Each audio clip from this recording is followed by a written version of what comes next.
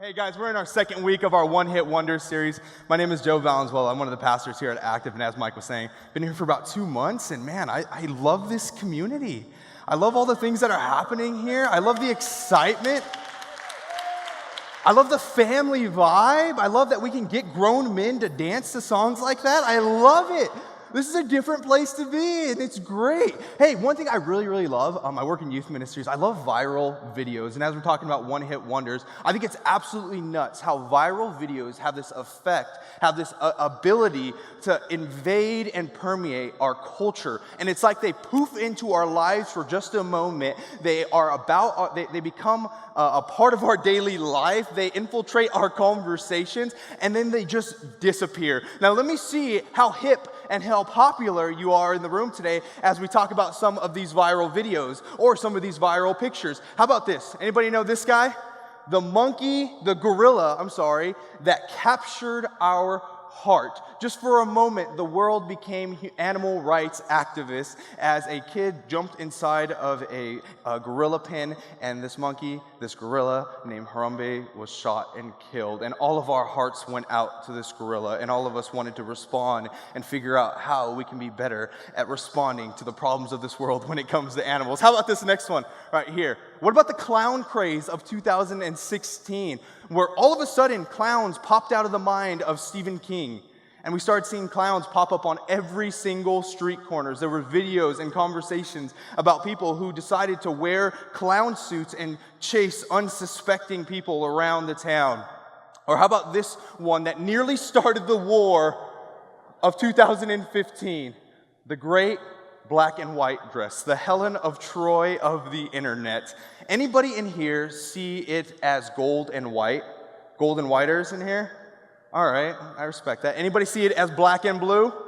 That's right. You know, we're called normal. That's how you're supposed to see the dress. But it broke the internet, and a great civil war almost broke out in this nation. How about this next one right here? The Chewbacca mom. Hilarious. She was on Ellen, and it's a mom who was just a little bit too tired, so she grabbed good old Chewbacca, put it on her face, and decided to pick her kids up from school. How about this little girl right here? Nobody? Well, that's my little sister. And I think she should go viral. I love her to death. Her name is Riley. She's 7 years old. I'm 25. Do the math. She's 7, and 2 years ago, she decided that she was going to dress like Princess Leia for Halloween. And how cute is that? This is one of the coolest, hippest little girls I know. And in 2014, she woke up one morning on Christmas, and she realized Santa Claus ate some of her cookies. So my stepmom grabbed her cell phone, and this is the video I've been trying to get viral, to go viral for 3 years. So help me out, church, all right? I just want you to check it out. She realizes what happens. Mama, cookies. Look, kids. You eat some of the cookies. Oh, my heart. She's so adorable. Can we play that one more time? Just one more time. It was so quick. I love her. Mama, cookies. Look, kids. You eat some of the cookies. That face, that perfection. I love her to death. Isn't it wild that I can just share a video with my little sister all over the internet in just a second? I can snap and upload a photo of her. I can share my love and affection, my care for the 7-year-old child. I can show you how perfect she is. I can tell you about all the things that she does. I can tell you about all the things that my family's doing. I can tell you about all the things that I'm doing just in an instant. Isn't it wild how connected we are as a society? Right now, we are the most highly connected, highly productive, time-consumer culture in all of the world. And in an instant, we can Google and find out the answers to the deepest questions that permeate our heart. In an instant, we can find out how long it takes a caterpillar to go from a cocoon to a butterfly. 4 weeks. We can find that out in a second, in an instant. It's a snap and upload information-driven economy. We're connected because of social media. We have Google to answer any sort of whim that we have. We have reviews called Yelp. We can go on Airbnb and find a hotel in San Francisco in an instant. We can go all across the world without ever leaving the comfort of our home. We are so connected, so informed, and with the age of information has come the eclipse of the age of exploration. We know every detail about this world. And science has shown, because we know every detail of this world, we are less likely to make the decisions that are right for us. Wait, hold on, let's step back. Because we know so much information, we're actually going to make the worst decision. It's kind of nuts that science is actually calling this epidemic that's been sweeping corporations and individuals infobesity. I didn't even have to make up that term, infobesity. And it says that with this constant stream of information that we're receiving, this constant data download, that we're actually prone to make worse decisions. Actually, there's some side effects that come along with this. It says that because we have all this information, because we're saturated with all this knowledge, all this content, because we're saturated with the ability to answer any question at any time, at any moment of the day, we get fatigued. We have attention disorder trait. We have memory loss. We have stress-related diseases. We have financial loss. We have a lack of productivity. We have a lack of confidence. We succumb to poor decision-making because we have all the answers, but we don't know what is the right answer for us. We have all the data, but we don't know how to excel. We have all the things that we need at our fingertips, but we don't know what's right for us. I mean, in this day and age, we can find out any answer to any question, whether that be parenting, whether that be to your marriage, whether that be to your relationship with God. In a second, you can bust out your phone, Google it, search it, Yelp it, explore it. But at the end of the day, I don't think I need science to tell me that when I'm saturated with all these choices, I don't know what the right one for me to make is. And even more than that, when I'm saturated with all these choices, I don't know why I'm supposed to make these choices. I mean, it doesn't motivate me when I'm standing in line to know that I'm supposed to eat salad if I want to lose weight, to actually go and eat salad. It doesn't motivate me to know that what I have to do in order to be successful is save money. I don't have any purpose. I don't have any drive. I don't have any motivation behind that. And because we're in such an information-driven society, such an information-driven world, we've lost this deep answer that we all need to explore this morning. And that is why. Why do you come here? Why do you get here? Why do you parent? Why do you do the things that you do? Why do you go the places you go? Why do you explore the things you explore? Why do you search the things you search? So what we've actually seen is that there's been a rise of things called self-help books. We've seen people over and over and over just writing these beautiful, elongated articles about how to be the best parent, how to be the best husband, how to be the best wife, how to be the best kid, how to make the most money, how to be the best productive human being on the planet. But they never get to that motivation factor. They never light that fuel that gets us going.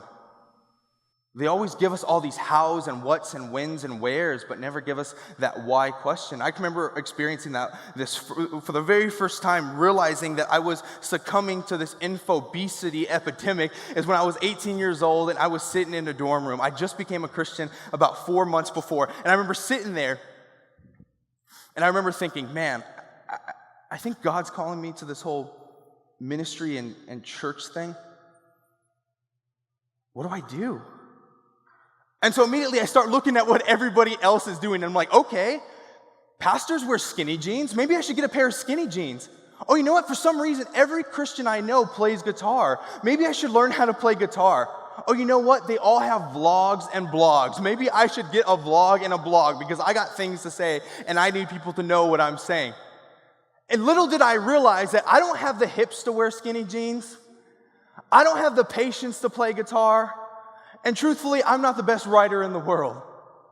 But so my life, because I was so busy looking at who and what and when and where, looking at how everybody was doing this whole Christian pastor thing, my life ended up looking like a Pinterest fail. All this conglomeration of all these things. I wanted to be something I wasn't. I looked at what everybody was doing, and I never checked my heart, and I never asked myself, why? Why am I doing this? Why am I here today? Why am I in this place? Now, in this room, I'm assuming there's two camps of people.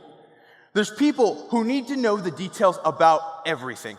I mean, that need to have cross your T's, dot your I's. You need to know every bit. If you're going somewhere, you need to know where you're going. You need the GPS. You need to know who you're going to meet there. You need to know when you're going to get there. And there's another camp of people, which are my peoples, is the people that can go and they don't even know why. They know they just need to move their feet. And so let's get in the car. Where are we going? I don't know. Let's just get in the car and just go somewhere. All right? So let me ask you this question before we even begin today, is what do you need to know before you go? What do you need to know before you cross your T's, dot your I's, before you sign your name on the dotted line? What do you need to know before you commit, before you sign your name, before you say you're all in? Do you need to know every bit in detail? Or are you on the other side of the camp who probably should check yourself and slow down a little bit? Well, our one-hit wonder today, his name is Philip, and he opens up our eyes to the beautiful reality that we're not always going to get the answers to these questions. I even dare challenge you today that if it's your first time here in a church setting, first time here in a room like this, that it's going to be nearly impossible to know the who, the what, the when, the where. But I can tell you why. I can tell you why we do this whole church thing. I can tell you why we do this whole Jesus thing. I can tell you why I do this whole church Jesus Christian life experience. And some of us sitting here, we've been so caught up with the who's, the what's, the when's, the where's that we haven't even checked why. But let's jump into the story right now. In chapter 8, this beautiful story called the book of Acts begins to slow down. And what we've had happen up to this point is the gospel is on the verge of going viral. This guy named Jesus has amassed a following of 12 individuals. And this guy goes and he says he's the Lord of the world, that he is God and he is Savior, and he is here with a purpose. He's here to bring all people back to God. And then he goes and dies. And his 12 are like, well, okay. Guess he lied. But then 3 days later after his death, he rises from the dead. And this amazing explosion happens from the city of Jerusalem, where people are coming to know Jesus by the thousands. They're coming to experience a new life, a new way of thinking, a new frame of reference, a new understanding of themselves, a new understanding of the world around them. And this word is passing from person to person to person. People are coming to know about the name of Jesus. And like I said, hundreds of thousands of people are coming to know this story, and they're having their life forever changed. And Philip is a part of that. This guy Philip, after witnessing one of his friends die because this movement is getting so massive, he goes to this country where he's not really allowed and not really wanted, and he shares this news, and people's lives are changed forever, and he witnesses thousands experience this good news, as Jesus called it. The good news that life didn't have to be lived this way. And then we jump into our story, and it's like everything slows down. As the gospel is going viral, as the train is just getting started, the camera pivots, and it changes and focuses on this one individual. This is how the story starts. As for Philip, an angel of the Lord said to him, Go south, down the desert road that runs from Jerusalem to Gaza.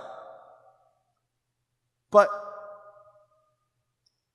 I was just seeing all these things happen in Jerusalem, but I was just witnessing all these thousands of people come to know this good news, and now you're telling me to go to this deserted road? Now you're telling me to leave my party place, my passion place? You're telling me to leave this place where I'm being effective and I'm being used and I know my way around and I know all these people and hundreds and thousands of people know my name, and now you're telling me to go to the desert? Now, you see, this doesn't make sense in the story. Where Philip has everything going right for him, his life is great, his story is great, he's well known, and then this angel of the Lord pops up and tells him, go south, get away, go to the wilderness road. And so you can imagine Philip, okay. So he begins this 1,000-mile journey, and he ends up on this wilderness road, and he's looking around and probably feeling pretty lonely, pretty confused. Why am I here? Maybe you've experienced that before. You left a place because you know it was the right thing to do, but you get there and you're like, why am I here? What am I supposed to do? And as he's standing on this wilderness road, in this place of loneliness and confusion and uncertainty, the story continues. So he started out and he met the treasurer of Ethiopia, a eunuch of great authority under the Kandake, the queen of Ethiopia. The eunuch had gone to Jerusalem to worship, and he was now returning seated in his carriage. He was reading aloud from the book of the prophet Isaiah. So in his loneliness, as he's waiting there, and he's waiting in the middle of the desert on this deserted wilderness road, confused, questioning, unsure. After he left the party, he left too early. He didn't know why he was here. Maybe he was questioning, did I really hear from the angel of the Lord? Is this really where I'm supposed to be today? He's there. He begins to hear the clunking of a carriage roll down this wilderness road. And he looks up. And he sees this man of different accent, a different skin tone, reading aloud from this expensive book. And this man, this Ethiopian, he had just come back. The text is clear. He had just come back from Jerusalem with the purpose of worshiping.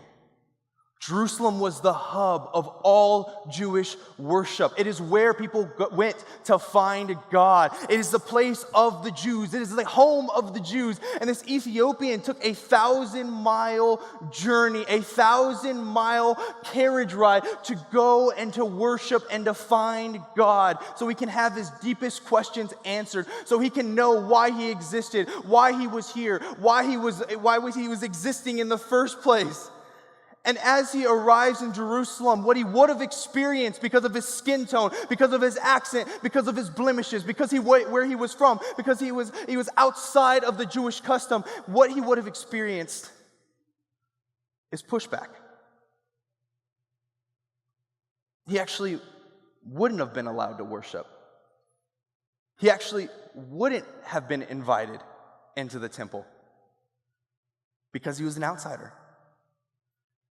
He was socially an outsider, geographically an outsider, morally an outsider, ethically an outsider. He did not fit into the box. He was like an Angels fan wearing a hat during the World Series. He just did not fit in. He was so outside, and everybody would have noticed, who is this guy? Why is he here? He's not allowed here. And as he was coming back from this journey to find God, to experience God, he was probably feeling pretty lonely. And I can imagine some of you in here, you've experienced or come to church before, and you've been like, why am I here? I just don't fit in.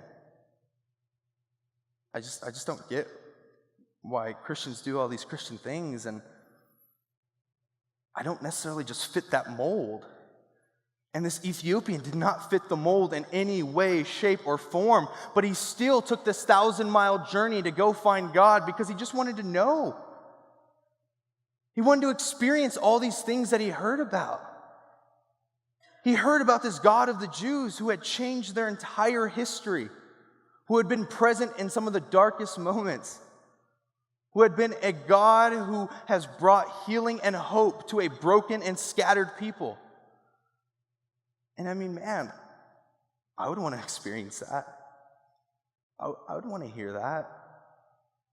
And so he takes this massive journey expecting to worship, and he's coming back with just a souvenir.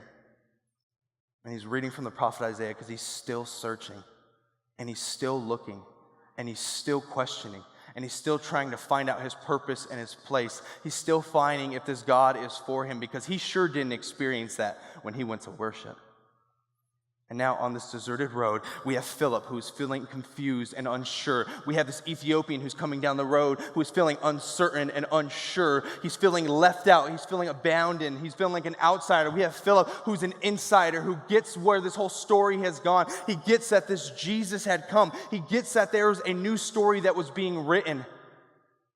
And in Acts 8:29, Holy Spirit shows up and he tells Philip, go talk to that guy. And immediately, Philip ran over and heard the man reading from the prophet Isaiah, and Philip asked, do you understand what you're reading? I mean, that's a good question.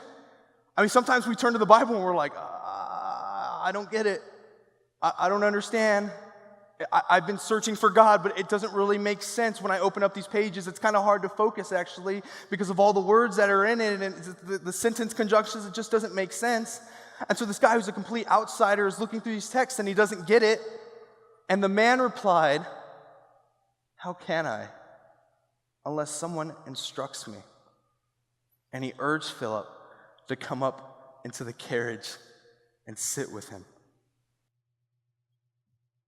What do you need to know before you go? You see, Philip left this massive party. He left this place where he was passionate about, where he was being used, where he had experienced the love of God. He had experienced people have their life changed. And he left this big party and went to this abandoned place where he wasn't known, where nobody was there, where it seemed like it was purposeless. All that passion was gone. And then he met the eunuch. He met the eunuch on the road of going to where God wanted him to be. The greatest reason to go, the greatest reason to leave, the greatest reason to check it out is this question, why? Because if we understand why, if we recognize our why, it is going to be greater than any question that will come our way. If we understand why, it is going to overcome any boundary that is set before us. And let me tell you, Philip had not just a good why, he had the greatest why. Is because he had experienced this love of Jesus. He had seen it happen over and over and over again, where somebody finds out about this Lord and Savior named Jesus and experience his community, experience a second chance. They experience their lives completely changed. They've experienced outsiders become insiders. He's experienced these things and he's seen it, and he knew that this good news meant that he had to share it with the world. He knew why. And he woke up every morning living with a healthy knowledge that this why was greater than anything that was to come. This why was going to overcome any obstacle, any fear, any doubt, any question of how or who or what or when. He knew that why was going to lead him where he needed to be. He knew that this gospel that Jesus started on the cross meant that outsiders like this Ethiopian could have their story forever changed. He'd seen it, he's lived it, he's experienced it. This gospel, this good news meant that this outsider can become an insider, that this guy who felt worthless can become worthwhile, that this guy who was unsure of himself can find the confidence that he needed in this Jesus who said, all people can come to me. This gospel that meant that people like me could come home, can be an insider. I don't know your story, but I know my story. And my story very much started like this man who was on the road, just searching for God in every single nook and cranny. I prayed out to God when I was 15 years old for the very first time to help me, to help my family, to help me see differently. And I felt nothing in response. And so I kept questioning, and I kept looking, and I kept searching, and I was a punk 17-year-old kid, and I was still looking, and I was still searching in all the wrong places and all the wrong ways. And I was so caught up in what I was doing and how I was doing, I was like, there's no way there can be a God. My life's going great. I'm about to go to college. I have all the friends in the world. My family's doing okay. Why would I need a God? He never showed up in the first place. And then I experienced what God actually wanted for my life. I heard the message that I, too, this punk 17-year-old kid who had all the questions in the world, who had all the doubts in the world, who had all the identity crises in the world, could have a home, could have a Father in heaven that didn't have to think at night, am I allowed, am I accepted, that didn't have to feel like an outsider anymore, who didn't have to worry about fitting in, who didn't have to worry about not being good enough, could have a place called home in the arms of God. And this Ethiopian went with this journey, with this thought in mind. He went on this massive adventure to find his purpose, to find his place. And he was met on the road coming back from that place by a man named Philip who knew why. Because he had seen it over and over and over again. And church, those who are here for the very first time, we have to go back to that place of why. And Jesus is going to hand us the greatest why. It is this story that has been going for 2,000 years. It is this good news that all people can be brought to God as they are. That we can be given second chances and third chances and fourth chances. And that we can be a part of a family and a movement that is going to go across the nation, that is going to spread across the world, and is not going anywhere. And there's nothing we have to do to be a part of it. In my early Christian days, I used to think, before I was a new Christian, I thought that I had to act the right way. I had to talk the right way. I had to do the right things in order to be accepted. But then when I actually started searching, everything switched. I used to think that I had to behave first, and then my action, my belief would follow, and then I would belong. But everything pivoted when I met Jesus, and I found out that I first belonged. I was welcome. I was invited. And then because I was invited, my heart was compelled to believe. And when this belief, I wanted to tell the world what had happened in my life. I was moved to change. I was moved to act differently. Why answer some of these biggest questions that we have? Check this out right here. Why makes the when irrelevant? If we know why, when we have to do it will not matter. If we knew why, this message of Jesus, or this whatever why that you have come into this place today, it will not matter because we will be relentless. We will make the when happen. Why makes how happen. You ever met somebody who, when you have a good idea, they say, well, how? And they just kill that buzz? Why will say, I will do anything to make that happen. Why reminds us of who. It keeps our eyes focused on something bigger than us. It doesn't matter about the man. The mission is of main importance. It doesn't matter about us. It matters about why we're doing it. It keeps their eyes focused on the people like the Ethiopian eunuch who are absolutely searching but are unsure of themselves because of all the things they've experienced. Why clarifies what? It will tell us what we need to do. It will be that filter that translates into anything we need to do. And why makes where anywhere. We'll be relentless. Because as a church, as a community, we are going to be absolutely sacrificial in our abilities, in our time, and our talent. We'll go anywhere because we remember why. Remember why you're here. Why you started this whole Jesus journey.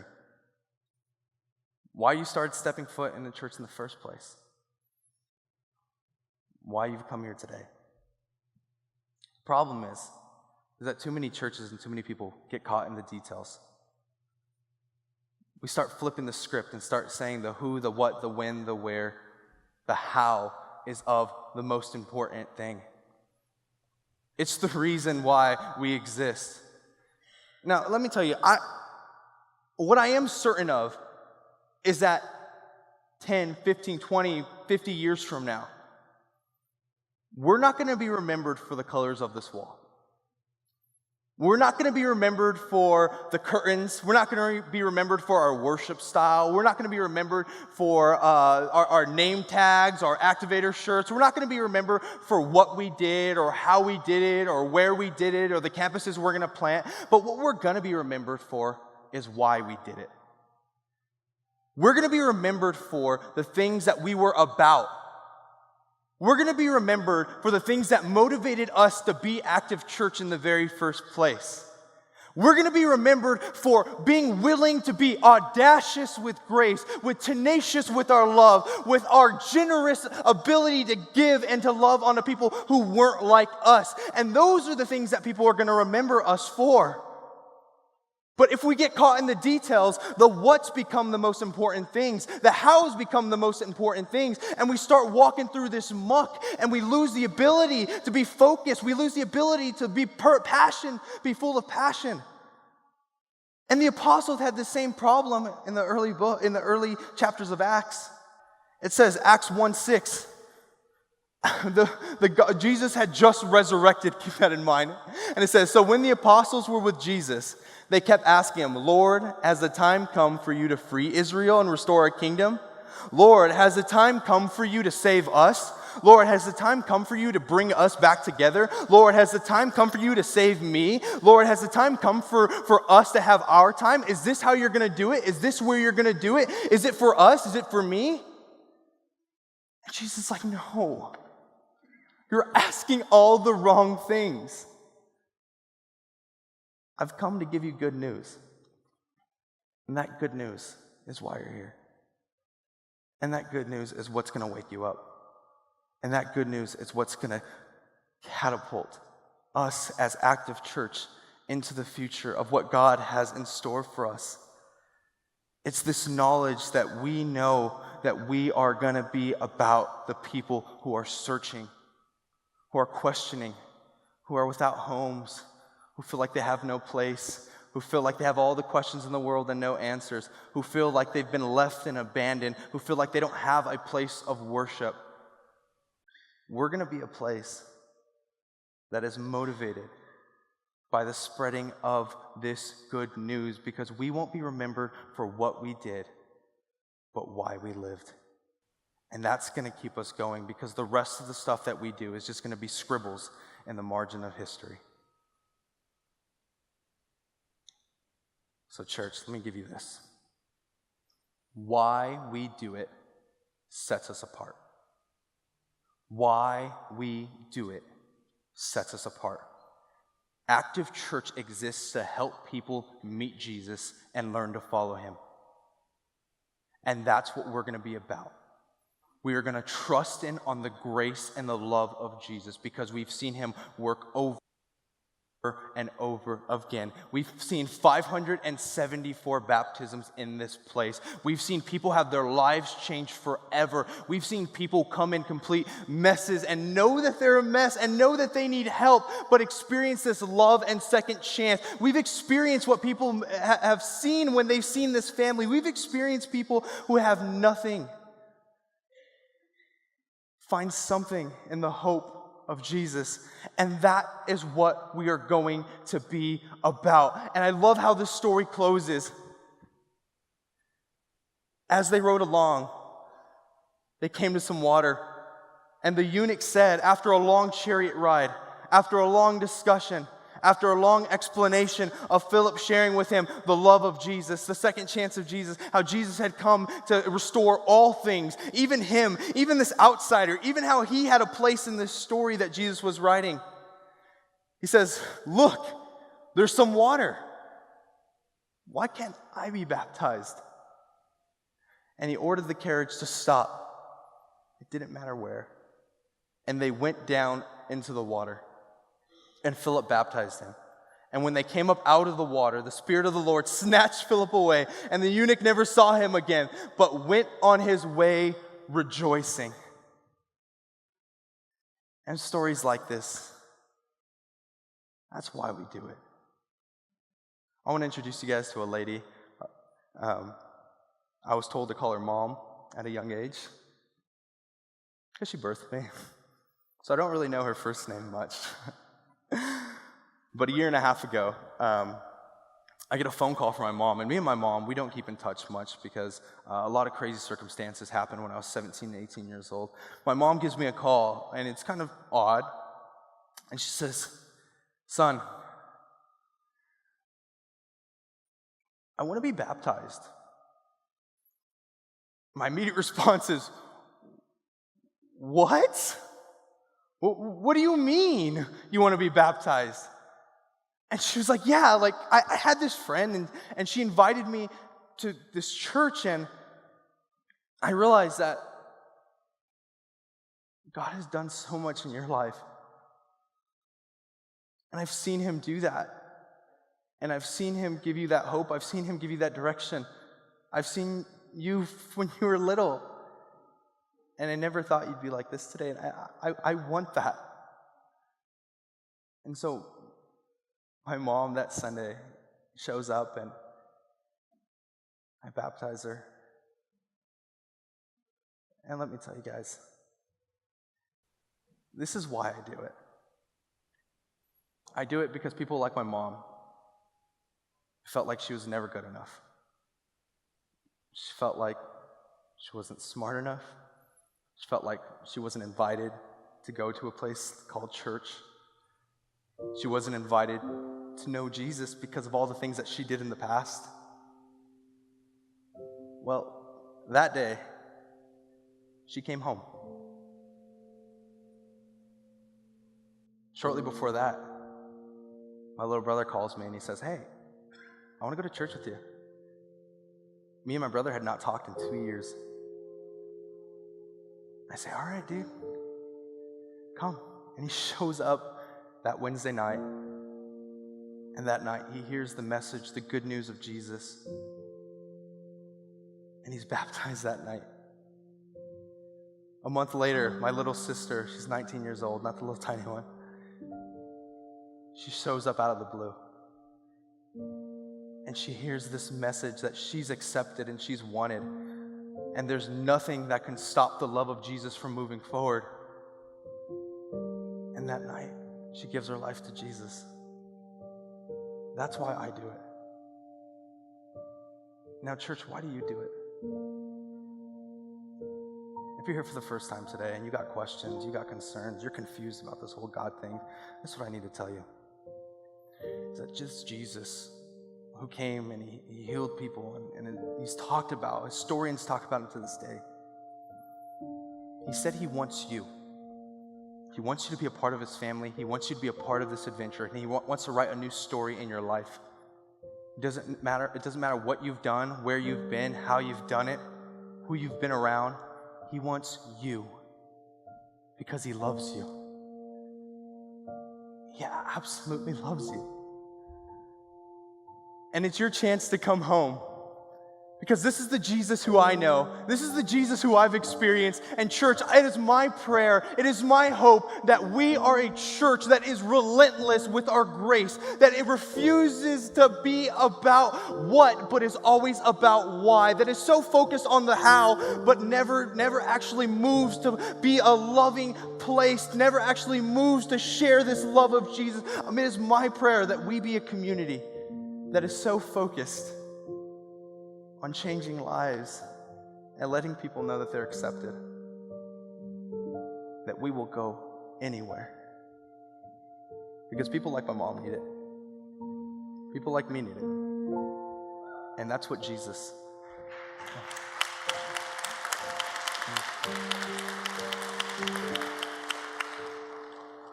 And that's what Jesus offers us. This new life.